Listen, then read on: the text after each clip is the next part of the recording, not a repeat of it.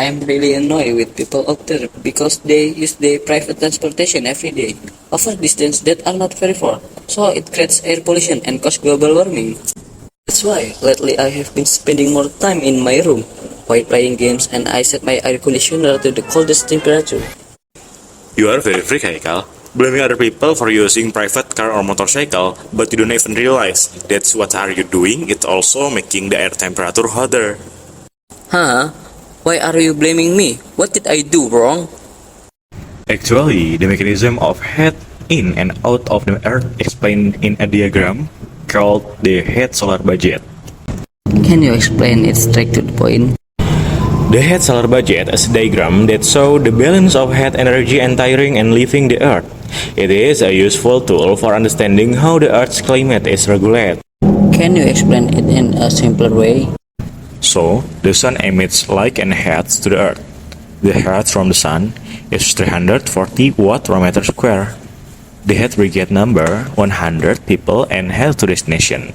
The first destination is cloud and its particles, and the second is the earth's surface. However, 7 heads have spread into space before reaching the atmosphere. When the head reach the first destination, namely the clouds, 23 of them are allowed to enter and absorb, but the other 17 are refracted back to the space. There are 53 heads left that are ready to go to the Earth's surface, but only 47 people are allowed to enter. The other 6 heads are forced to leave the atmosphere. Where does the heat absorbed by the surface and clouds go? Heat absorbed by cloud is released back when precipitation occurs and become local heat that will eventually return to space. On the other hand, heat absorbed by the Earth's surface will be released at night due to the cooling of the land temperature. The amount of heat absorbed by a land surface depends on the material that makes up its surface. The stiffer and denser the material, the more difficult it is to absorb heat. On the other hand, if the material is more elastic and porous, it will be easier to absorb heat. That means it's good, right? Because all the heat goes back into space. However, unfortunately, only a portion of it actually returns to space. The rest is actually reflected back to Earth due to the percentage of greenhouse gases. Oh, I know that greenhouse gases are produced by motorcycle and private car that we just passed by. Yeah, that's right. However, besides carbon monoxide, CO, there are other gases that are also greenhouse gases, including carbon dioxide, CO2, sulfur dioxide, SO2, nitrogen monoxide, NO, nitrogen dioxide, NO2, methane, CH4, and CFCs, chlorofluorocarbons. So, what is the relationship between me playing computer games in an air-conditioned room? Because air conditioner use a greenhouse gas called chlorofluorocarbon, or CFCs for short. CFCs, or freon as we often call it, is a gas that is a mixture of chlorine, fluorine, and carbon that is very stable. Air conditioner use CFCs to cool the air and then release them into the atmosphere. Massive use of electronic devices can accelerate global warming because the energy source is still using conventional power plants that release carbon into the air and increase greenhouse gas emission. CFCs are also a major contributor to ozone depletion. When CFCs are released into the atmosphere, they break down under the influence of sunlight.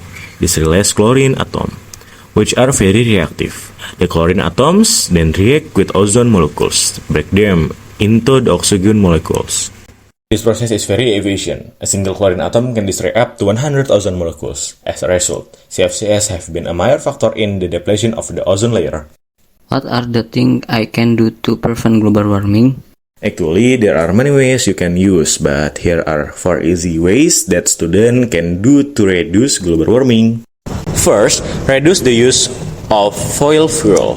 Fossil fuel, such as oil, coal, and natural gas, are the main source of greenhouse gas emission.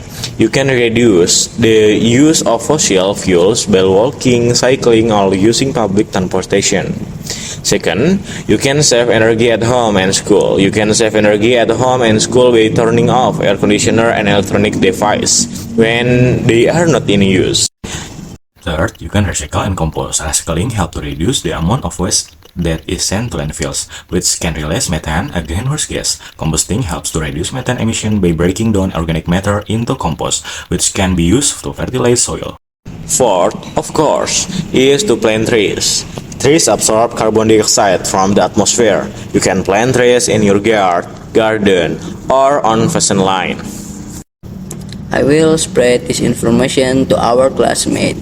How are you sure your classmate will do that your passion?